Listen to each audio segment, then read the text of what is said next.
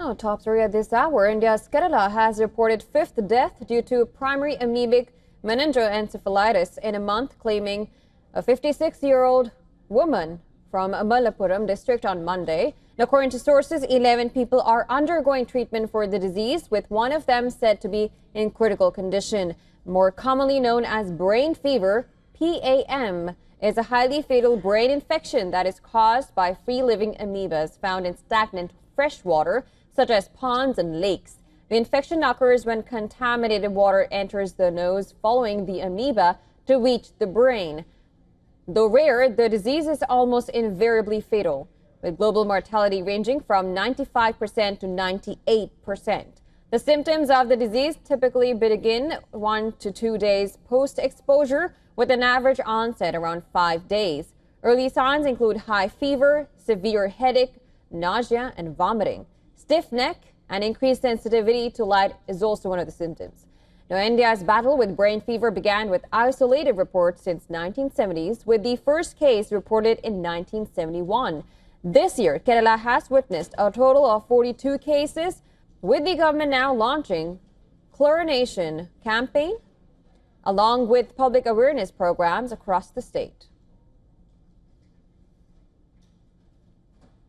Now, joining us on the phone line is our principal correspondent, Siddharth MP, who gets us the latest details. Siddharth, thank you so much for joining us. Of course, this is a new death in this case. What are the precautions that have been taken, and what is the status on ground as of now?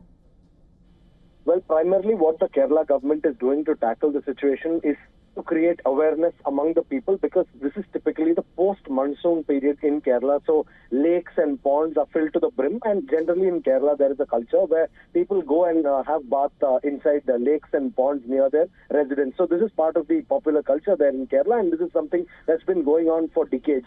But now this is a condition that raises concerns, and obviously because of this deadly amoeba or the brain fever amoeba, there is a huge amount of concern that is being raised, because this is an illness, as you pointed out, with almost 95 to 98% fatality rate. What makes this situation most challenging is that it begins like any common fever or flu. Those are the usual symptoms. So in a post-monsoon season, it's pretty much common for a lot of people to fall sick with usual flu-like symptoms.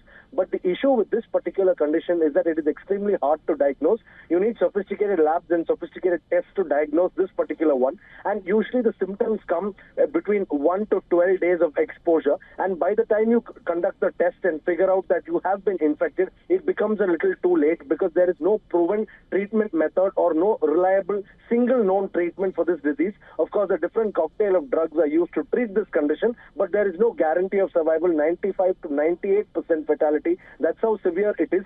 So, of course, the Kerala government strategy right now is to chlorinate water bodies and to make sure that all these warm ponds and stagnant water bodies are actually chlorinated. But again, there are limits to how much this can be done, especially given that such kind of ponds and lakes are in vast numbers across the length and breadth of Kerala.